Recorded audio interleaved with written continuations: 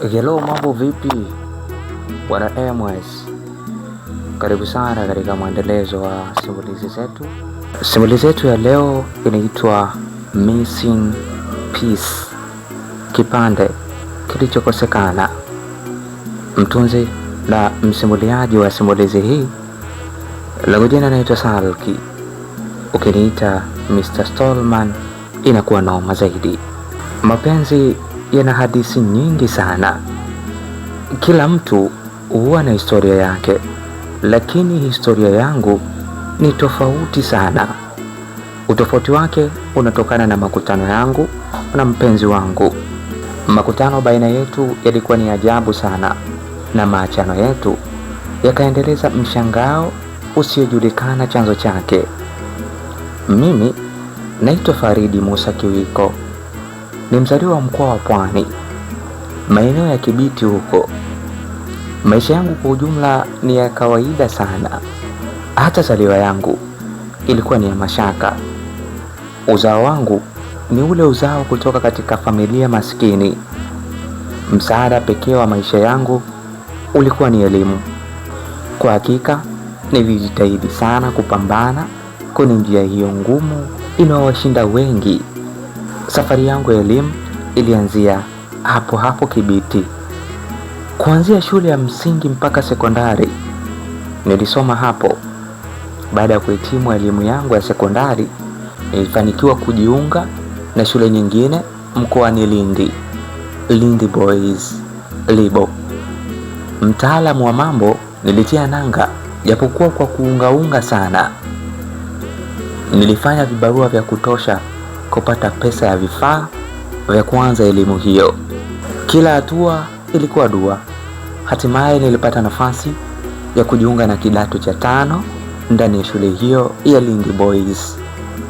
Safari yangu ya elimu ilizidi kusonga kwa kasi ya hali ya juu, huku majirani wakinishangaa nimewezaje kufika hatua hiyo ambayo inaonekana ni kama ndoto isiyoweza kutimilika. Wengi wa watoto wa maeneo hayo ya hapo Kibiti walikuwa wanaishia kidato cha 4. Hakuna aliyeweza kuvuka kikwazo hiko. Mimi nilikuwa wa kwanza kuanzisha historia mpya ya maisha. Vidole vyote vikawa juu yangu. Kila mtu alizungumza mdomoni mwake, akijifanya ananijua sana. Baada ya kusoma kwa kipindi cha muda kidogo, likizo iliwadia. Ndipo tuliporejea nyumbani. Kwa bahati nzuri, wakati huo nilianza kumiliki simu janja. Hivyo tuliporudi nyumbani, yaliundwa magrupu mbalimbali ya WhatsApp, lengo likiwa kujuliana hali pamoja na kupiga soga za hapa na pale. Hapa ndipo nilipoweza kukutana na huyu mpenzi wangu, mpenzi ambaye ndiye mlengwa mkuu wa simulizi hii. Kwa hakika mapenzi huanzia mbali sana. Watu tuliokutana kwenye grupu tu za WhatsApp, mwisho wa siku tulianza hadithi ya mapenzi. Mapenzi yana siri nzito sana, hawezi tambua sababu zake. Kupenda huwa tunapenda ghafla bila sababu.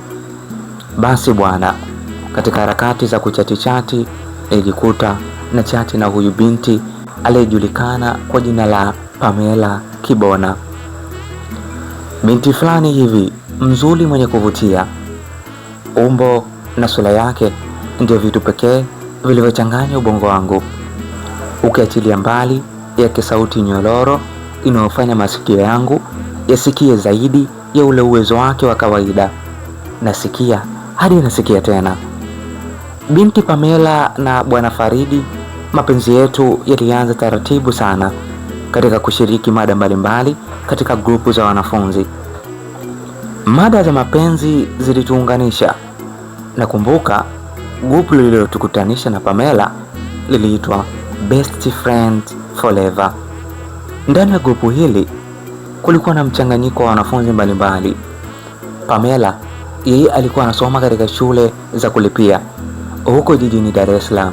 Katika grupu hilo nililokuelekeza kulikuwa na ratiba mbalimbali kama vile kikangoni, Pick Day, Love Stall na Love Story. Kila time to chat.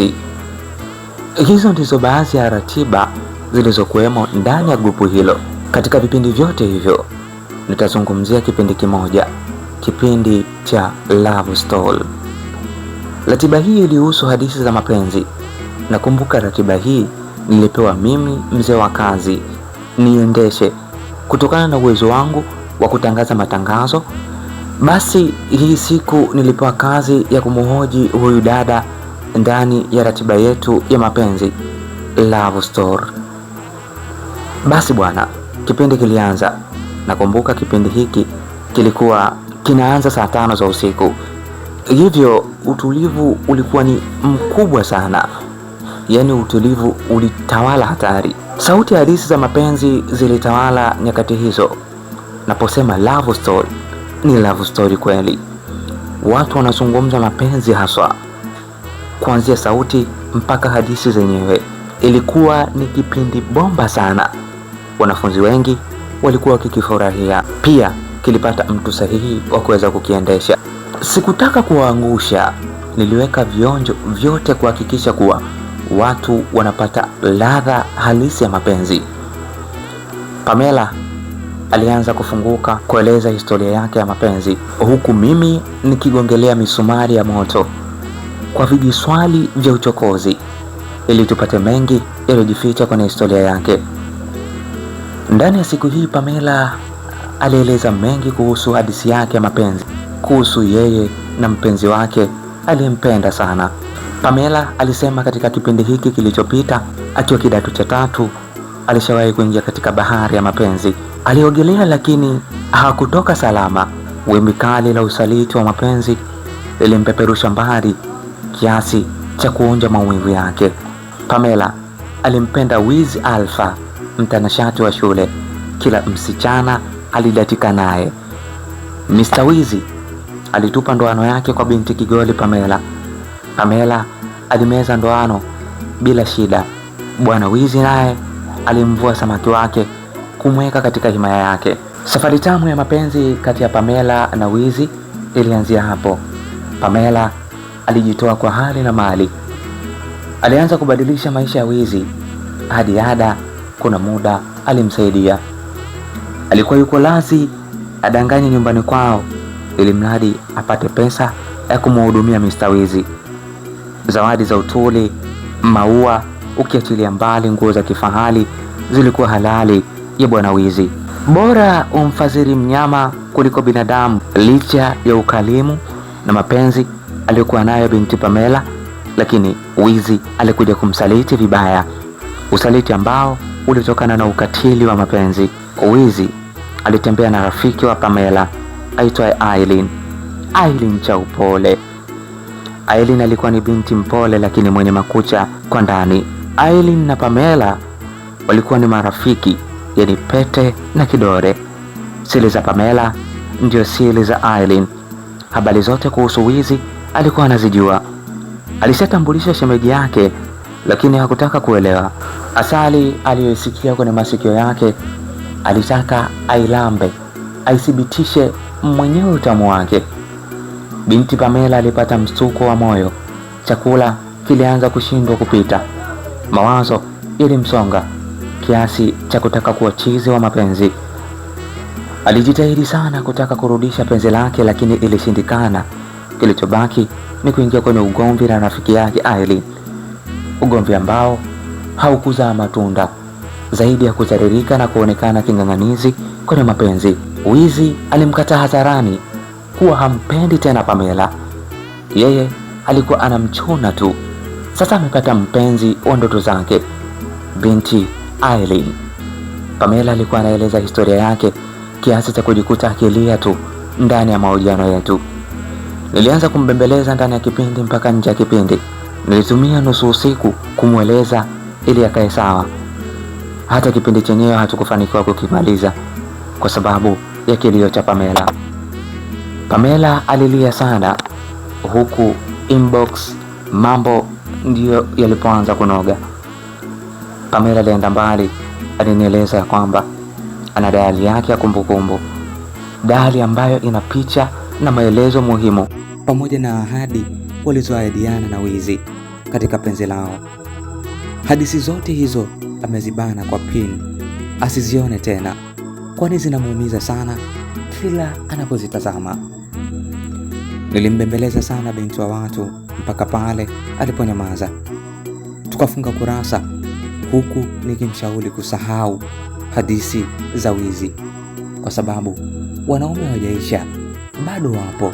Tena wapo watu sahihi ambao wanaweza kumsahaulisha matukio yote aliyoweza kupitia kwenye mahusiano yake. Siku ilitamatika hivyo.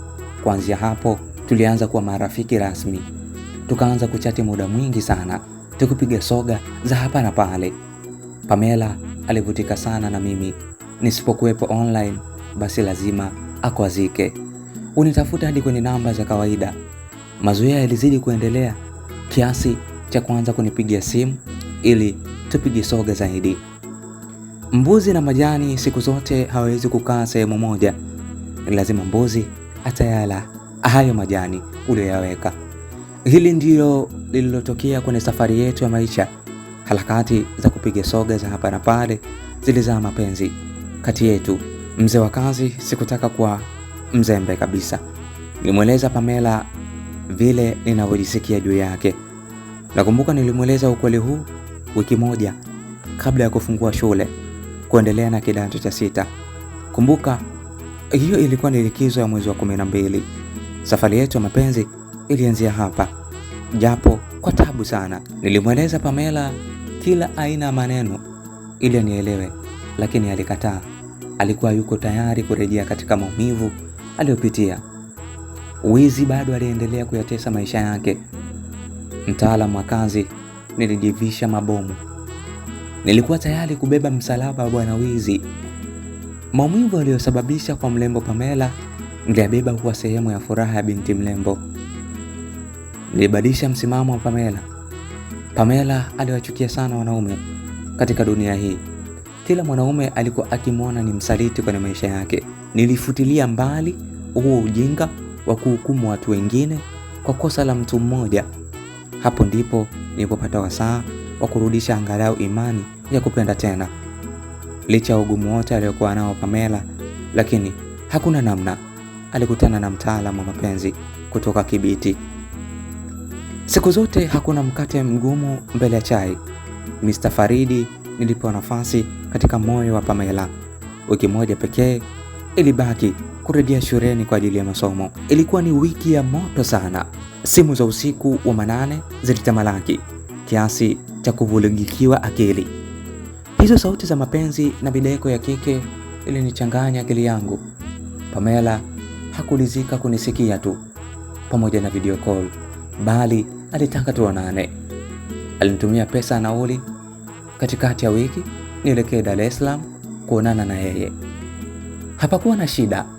Nguvu ya mapenzi ilinivuta kutoka Kibiti kuja Dar es Salaam kuonana na mchumba wa kishua, mtoto wa getikari. Wewe acha tu, mapenzi yana nguvu yake. Nilidanganya nyumbani kuwa narudi shuleni. Hakuna aliyepinga. Si unajua tena wazazi wenyewe hawaelewi chochote. Mimi ndio muongoza njia, wao wanaona giza tu.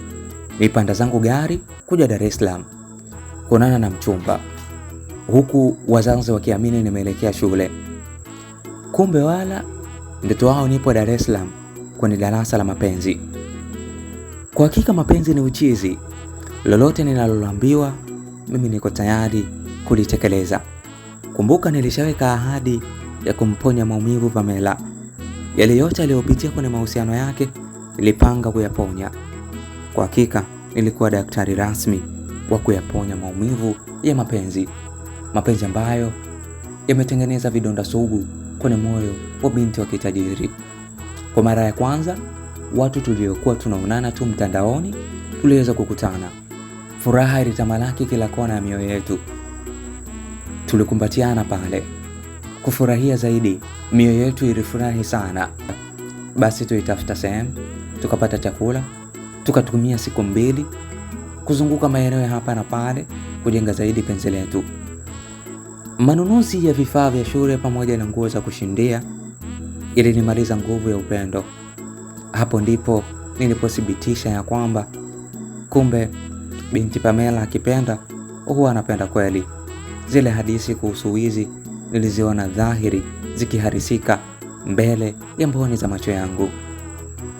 Nilikuwa tu nasikia mtu anagharamiwa, ila hii siku ndipo nilipoziona gharama zenyewe. Nilijiona kama mtoto kwa mama yake, binti anajali mpaka anakela. Hayo manunuzi ya shule aliyoyafanya, utazani mtoto wake. Sijawahi pata upendo kama huu kwenye maisha yangu. Hata hao wazazi wangu wenyewe hawajawahi kunifanyia manunuzi makubwa kama hayo. Kwa hakika haya yalikuwa ni manunuzi yaliyopokesha zaidi moyo wangu. Nijikuta najisemea moyoni tu, Pamela, siwezi kukuacha kamwe. Wewe ndio mwanamke wangu sahihi. Hii siku Pamela alinitambulisha hadi kwa dada yake, akinieleza ya kwamba yeye na dada yake ni marafiki. Kila mwanaume anayempata Pamela lazima mtambulishe kwa dada yake. Dada yake alikuwa akisikia tu hadithi zangu, ila siku hii alipata nafasi ya kuniona kijana ninayeuchanganya moyo wa mdogo wake. Dada alitupa baraka zote, alitusisitiza tupendane, tusijegombana, tukatoneshana vidonda vya moyo. Dada alinipitisha bwana, licha ya kutoka kwenye familia maskini, ila nguvu ya upendo ilifunika nuksi hizo mbaya za kukataliwa kutokana na umasikini. Ila tuseme ya kwamba elimu yangu kidogo ilinibeba, au nyinyi mnasemaje? Elimu yangu ya kidato cha 6 ilichukua nafasi ya kunitetea kuondokana na aibu hiyo ya umasikini. Pamela hakuwahi kupata nafasi kama hii, kuzunguka na mwanaume, kwenda kufurahi maeneo ya hapa na pale. Hii ndio ilikuwa mara yake ya kwanza. Siku na mwaga Pamela nirejee shuleni, Pamela alining'ang'ania. Alitamani niendelee kukaa naye au niende naye masomoni ninaposoma, lakini ilishindikana. Nilimwacha akiwa mnyonge sana. Baada ya mimi kupanda gari, alinipigia kila muda kutaka kujua naendeleaje. Katikati ya safari, simu yangu iliisha chaji. Hapa ndipo nilipochanganya kichwa cha binti wa watu. Alianza kulia huko kwao. Mawazo yalimpanda kiasi cha kutaka kuzimia. Nilipofika karibu na shule, niliweka simu yangu chaji. Hapo ndipo nilipopata lawama nzito kutoka kwa dada yake. Alinieleza tabu alizokuwa anapitia mdogo wake, hadi kula alikataa. Niliomba msamaha pale, kisha tulipata wasaa wa kuongea mengi kuhusu mapenzi. Hapa ndipo binti huyu alipokaa sawa. Katika mazungumzo yetu tuliweka ahadi ya kuendeleza penzi letu baada ya kumaliza shule. Hapa tukajiapiza kutoachana, bali kutengana kwa muda. Baada ya hapo tutakuwa wapenzi rasmi, ikiwezekana hadi familia zetu ziweze kutambua mahusiano yetu. Huu ndio ulikuwa mwisho wa mapenzi yetu.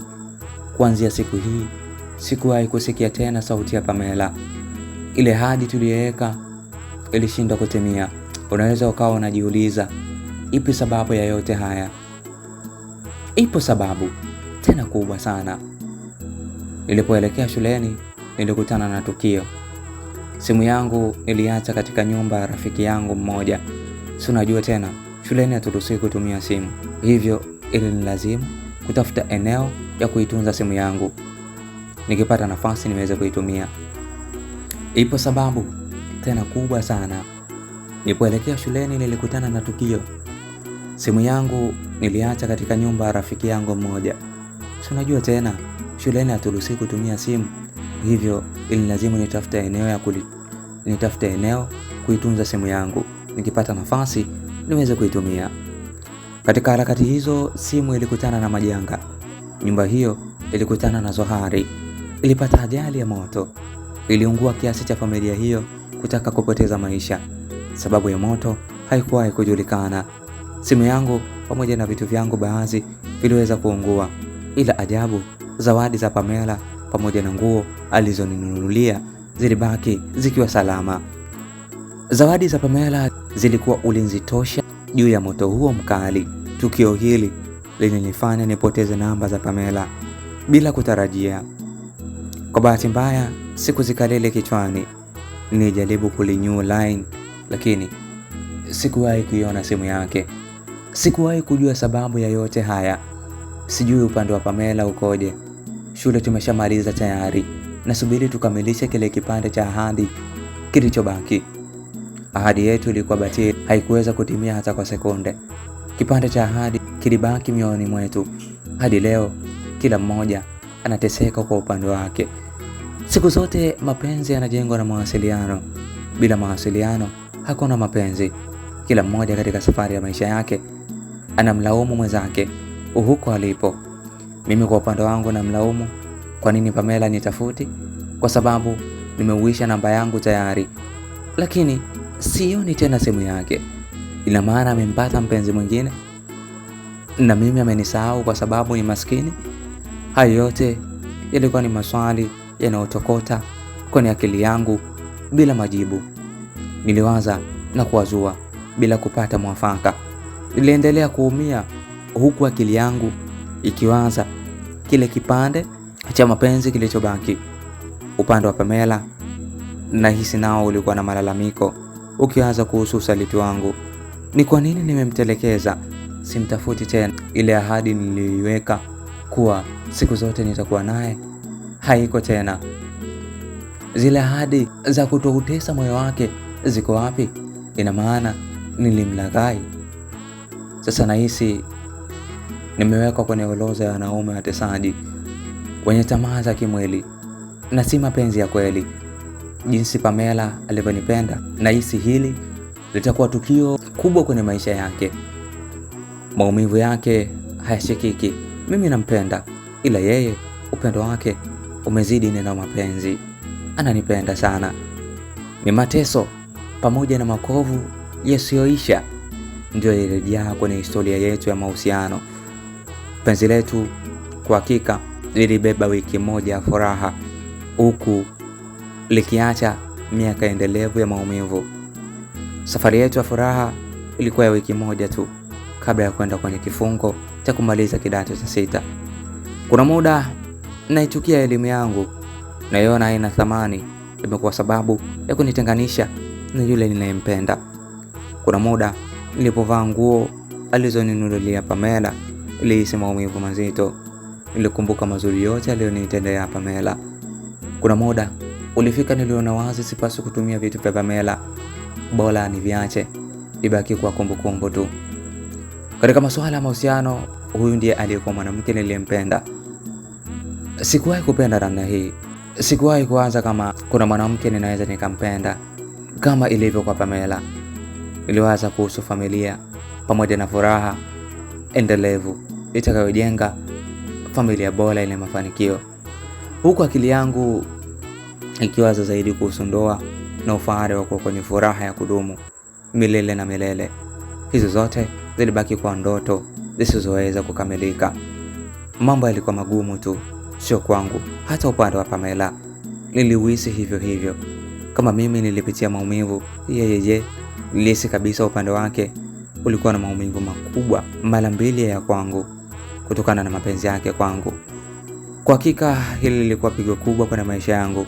Mwanamke ambaye nilimpenda, nikaweka ahadi ya kuwa naye, kuingia naye kwenye ndoa, nilimpoteza katika mazingira ambayo sikutarajia kama yangeweza kutokea. Hadi sasa naendelea kumtafuta na sijui wapi naweza kumpata. Kwa bahati mbaya hata nyumbani kwao sikuwahi kufika. Sijui hata pa kuanzia. Ndio hivyo tena, sina namna. Nasubiri siku nikutane naye. Kama ilikuwa bahati yangu, basi nitakutana naye. Ila kama haikuwa bahati yangu, sitaweza kukutana naye kamwe. Bado naendelea kushikilia ile kauli ya wahenga, milima haikutani ila binadamu tunakutana. Naendelea kuweka imani, iko siku nitakutana naye tukaendeleza safari yetu ya mapenzi. Ila naogopa sana isije katokea ajali nyingine nikaja kupata tabu. Nafikiri kuhusu mahusiano yake mapya, asiwe tayari ameolewa. Ninahofia sana kuhusu ndoa, isije ikawa sababu ya kuteseka moyo wangu. Ila hakuna namna, lazima iwe hivyo. Hawezi kunisubiri kamwe. Asijue kama lini naweza nikakutana naye. Lazima maisha mengine yaendelee. Yeye aolewe na mimi nioe. Kipande chetu cha mapenzi ndio hivyo tena, kimeshapotea, hakiwezi kukamilika kamwe. Ndio hivyo, haikuwa bahati sisi wawili kuishi pamoja. Huu ndio mwisho wa simulizi yangu. Ni fupi lakini imejaa maumivu. Sikia kwa watu tu. Kupoteza kile unachokipenda inauma na inaumiza. Chukulia umakini mkubwa historia yangu. Mahusiano hujengwa na mawasiliano. Hakikisha namba mpenzi wako unaitunza sehemu salama. Pia unajua mahali kwa kumpata. Hata ukimpoteza unajua hata sehemu ya kuanzia. Jua marafiki zake, itasaidia sana kupata hata taarifa muhimu kuhusu mahali anapoishi. Usiishi kama mimi nilivyoishi. Nimempoteza mpenzi wangu kwa kupoteza namba yake. Licha ya majanga ya moto yaliyotokea, ila uzembe wangu wa kushindwa hata kuikalili namba yake ilikuwa sababu ya kumpoteza. Nakupenda sana Pamela. Popote utakaposikia historia hii, tambua kuwa kuna mtu bado anakupenda. Anahitaji mkamilishe kipande cha maisha yenu. Nakupenda sana, zaidi ya sana. Maisha yangu bila wewe bado hayajakamilika.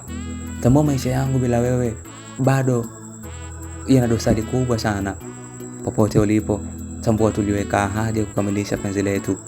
Hivyo hakuna budi kutimiza hii ahadi. Hiki kipande kinapaswa kukamilishwa kwa namna yoyote ile. Mimi na mapenzi dhati kwako. Sio hao wanaume unawasikia na mipango thabiti ya kutaka kukuoa. Njoo na maisha yangu Pamela. Tuanzishe safari ya upendo usiokwisha kwa pamoja. Wewe ndio natamani uwe mama watoto wangu. Wewe ndio tulizo langu. Bila wewe kwa hakika siwezi katika hii dunia. Wapi umejificha Pamela? Rudi basi.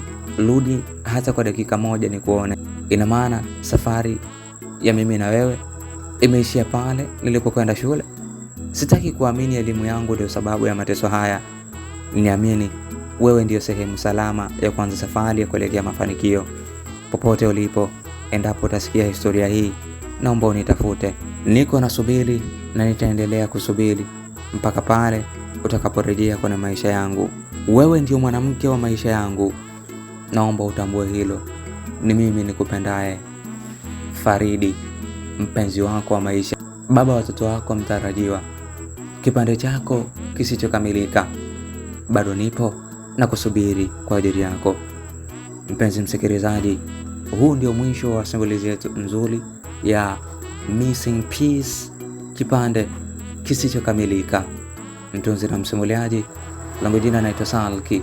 Ukiniita Mr. Stallman inakuwa noma zaidi.